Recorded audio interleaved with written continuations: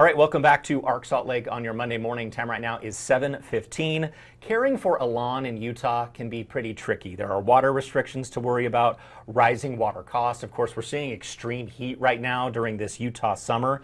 Xeriscaping, that's a great way to make a great looking front yard area and maybe not use so much water. Joining me right now is real estate broker Andrew Phillips. We're going to talk about Xeriscaping in action, how it works. Andrew, thanks for being here. I appreciate it. Thanks for having me. Okay, why am I talking to a real estate broker about Xeriscaping? You know, we're seeing a lot of it in our market where the water bill's getting more expensive.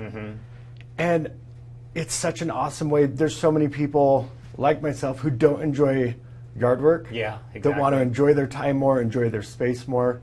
Xeriscaping is a great way to accommodate all of that. So as a real estate broker, customers then, they're seeking this then basically. I'm seeing more and more people ask questions about it, wanting to reduce that time that they're going to spend maintaining the yard, and more people are conscious of how much this water costs.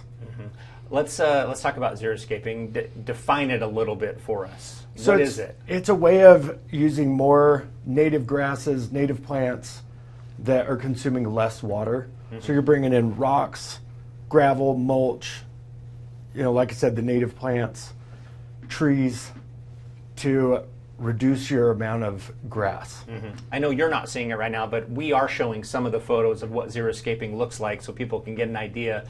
Some people will assume it means no grass, and that doesn't automatically mean no grass, right? No. Yeah. No, not at all. You can still have grass, you know, and really it's up to you on how much of that grass you want. Every little bit helps. So much of our water usage is going to outdoor water. And so eliminating the really thirsty grass helps a ton. How often are you being asked about this? Probably half the people I talk to now, or close to it, are becoming more conscious of water. And one of the big driving factors is so many people are concerned about the Great Salt Lake. Right? I think we're all becoming really conscious of how important it is to get more water going in there. And I think that's really driven the conversation. When people are asking you, what questions are they asking specifically? So, one, how much does it cost? And I don't know the answer to that because it depends on what people do. Right. And, you know, ideas of how they can use the incentives that are out there. You can go to Utah Water Savers, get a lot of good info there.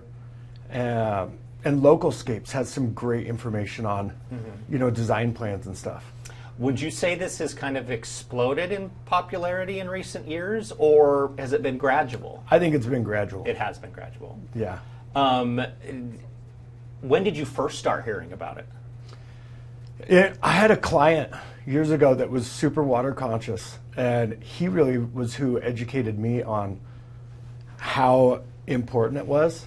It was awesome to have one of my clients really know a ton and share a lot, and that was, she's probably close to 15 years ago. Wow, okay. So it has been quite a while. Yeah. And now you're saying you're hearing about it every week at least. I'm hearing about it, I don't know if it's every week, but it's often. And is this from people wanting to transform existing property? Is it also people, if they're looking for a new place, you're a real estate broker, and they, hey, we would rather find a place that already has some of this in place. Is that part of it? It's both, yeah. You know, a lot of the existing homes, right, especially if you've got, you know, larger lots, people are becoming really curious about, you know, how much water does it take? And so I feel like I'm hearing it mostly there. I don't get as involved in the new construction, what they're going to do on their landscaping. Yeah. So I hear about it mostly with the existing market. Now, you obviously hear about it, but you work with landscapers who are actually implementing all of this. Yes. I know you can't dive into the weeds of what they do, but in working with them, just talk about, I guess, how much work is involved in transforming some of the space. Again, it depends on how much you do, right? It could be as simple as just changing your park strip or a side yard or part of your backyard. It varies. It's all over the place. And do some people go kind of take baby steps in doing this? They'll just take a Absolutely. little portion of the yard. Yeah, definitely. Why do people kind of do it in baby steps sometimes? I think one, depending on if they're doing it themselves or having somebody do it, right? Could be do you have the time to be doing it? And do you have the money to be doing it? What does xeriscaping mean for yard work?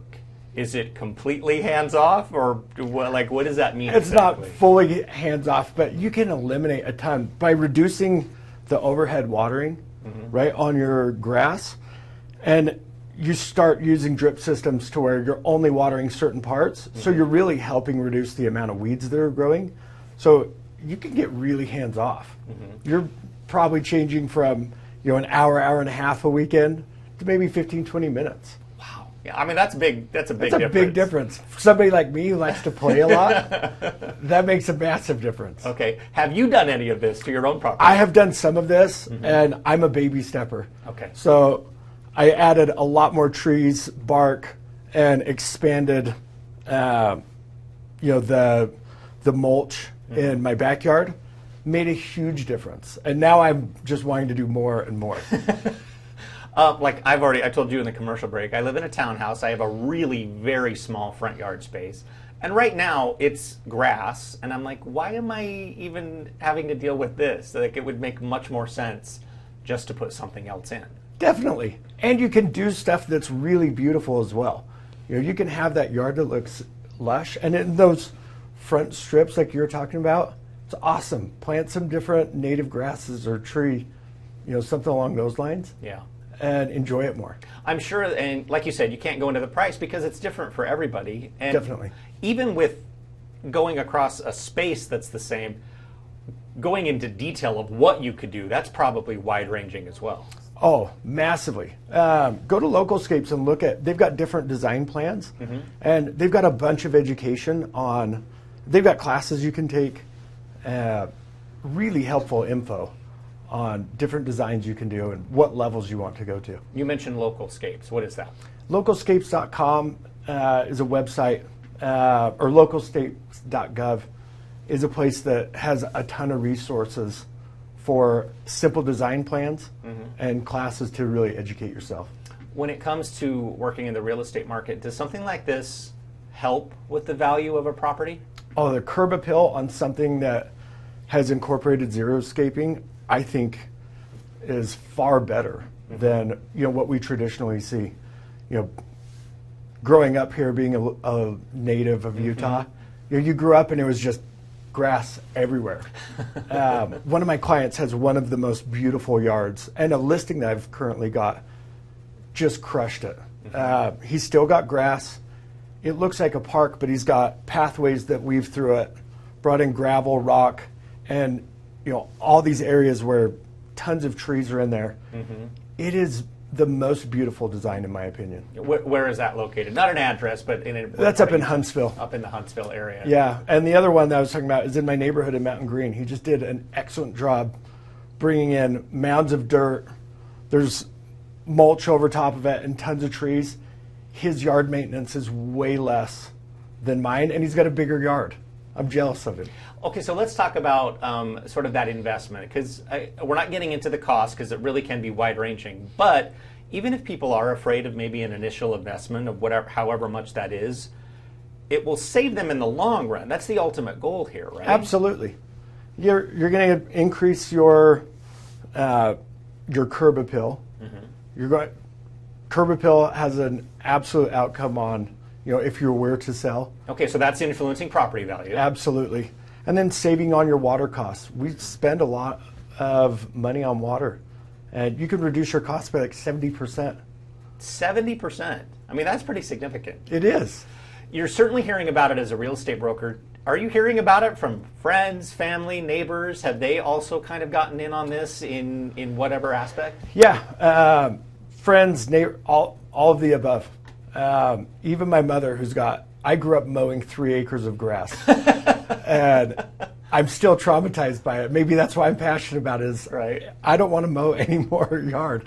But even she's reworking her yard now on eliminating so much grass. I don't know how much you can talk about this, but I've certainly done some stories where this is a factor. Xeriscaping can also help a little with fire danger, depending on where you live, right? Absolutely. You're creating a natural fire break by incorporating, less grass and adding more of those rock barriers. Awesome way to reduce fire danger. And have you heard from customers who that has been either a primary or even a secondary goal or aspect for them? This year. Really? Yeah, I think the fires that have gone off this year have really brought some awareness around where that becomes a real benefit. And obviously the heat of this summer. I don't know if you heard, but we've reached our warmest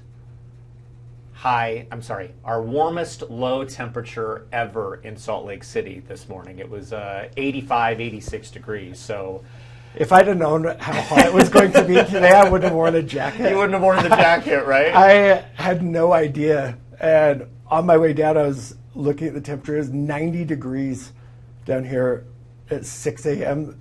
That's insane. Yeah, it's crazy. So definitely people are paying more attention to things like xeriscaping. For sure.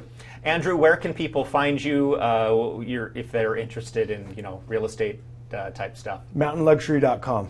Mountainluxury.com. And you're only going to see more and more people wanting some xeriscaping on their properties, right? Absolutely. All right, that's your best advice. How do you convince someone to do this? For me, it would be save time, have more fun, save water, and help the Great Salt Lake. Save more time. I like that. Have more fun. That's good. Andrew, thank you for joining us this morning. We certainly appreciate it. Awesome.